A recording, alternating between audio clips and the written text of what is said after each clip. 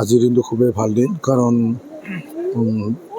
মৈদাৰ পাৰ্কটো আৰম্ভ কৰাৰ তেওঁলোকে যোনটো প্লেনিং সেইটো বহুত দিনৰ পৰাই লৈ আছিলে FXB আৰু ভৈৰৱকুণ্ড পিকনিক ছ'চাইটি। চ' আজি তেওঁলোকৰ দিনটো আজি ড্ৰিমটো আজি পূৰণ হৈছে, কাৰণ চাওক ভৈৰৱকুণ্ড এটা প্ৰাকৃতিক হিচাপে মনোমোহা জেগা। ইয়াত টুৰিষ্ট বহুত আহে, not only from our locality, আউটছাইডাৰো বহুত আহে। তো ইয়াৰ প্ৰকৃতিৰ মনোমোহা দৃশ্যৰ লগত সামঞ্জস্য ৰাখি এটা ইক' টুৰিজিম পাৰ্ক এটা আজি শুভ উদ্বোধন কৰা হ'ল বা অ'পেনিং কৰা হ'ল। ইয়াৰ লগত কাৰণ এটা বস্তু ৰিক্ৰিয়েশ্যন, এটা পিকনিক স্পটত মানুহ অকল পিকনিক খাবই নাহে, ৰিক্ৰিয়েশ্যনৰ কাৰণেও আহে। তো ৰিক্ৰিয়েশ্যন কৰিব লাগিলে ইয়াত এটা ইক' পাৰ্ক এটা লাগে। সেই পাৰ্কটো ইমান দিন নাছিলে, আজি ইয়াত হ'ল। আৰু চব মানে ৱেষ্ট মেটেৰিয়েলছৰ পৰা ইয়াত কিছুমান মানে ষ্ট্ৰাকচাৰ কিছুমান বনাই দিছে, লাইক এনিমেলছ এণ্ড অল। তো এই বস্তুটো এটা মেছেজ মানুহক পঠিয়াইছে তেওঁলোকে, FXB হওক বা ইয়াৰ লোকেল পাব্লিকেই হওক বা পিকনিক ছ'চাইটিয়ে হওক, কাৰণ যে waste material is not for waste only. সেইটো পেলাই দিয়াৰ পিছত ইয়াৰ কি ব্যৱহাৰ?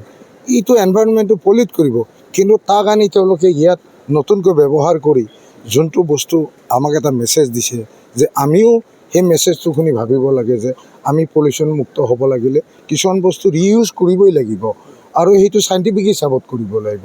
তেওঁলোকে এইটো কৰি দেখুৱালে, তো মোৰ খুবেই ভাল লাগিছে।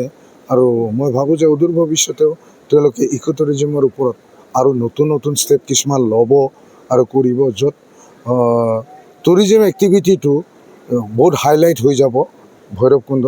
আৰু ভাবোঁ যে আৰু বেছি টুৰিষ্ট আহিব। আৰু মই জানো যে ভৈৰৱকুণ্ডৰ সুনামটো এনেও আছে, কিন্তু এতিয়া সেই সুনামৰ লগত আৰু ডাবল সুনাম আহিবলৈ ধৰি আছে। মোৰ ফালৰ পৰা তেওঁলোকলৈ আন্তৰিক শুভেচ্ছা থাকিল। ধন্যবাদ। তেনেকুৱা ঠাই সৌন্দৰ্য কৰাৰ কাৰণে আপোনালোকৰ সহায় লাগিব, আপোনালোকৰ কেনেকুৱা সহায় কৰিব? আমি চাওক, আমাৰ কিছুমান গাইডলাইন থাকে, তো ৰুলছ এণ্ড ৰেগুলেশ্যন থাকে, তাৰ মাজেৰে কিছুমান ইক' টুৰিজিম এক্টিভিটি কৰিব লাগিব। কাৰণ টুৰিষ্ট কেতিয়াও আগবাঢ়ি নাহিব যদি ফ্ৰেণ্ডলি টুৰিজিম নহয় ইক' টুৰিজিম। ইক' টুৰিজিমৰ পাৰ্টত বহুত বস্তু আহি যায়, কিছুমান পাৰ্মিছেবল হয়, কিছুমান নন পাৰ্মিছেবল হয়।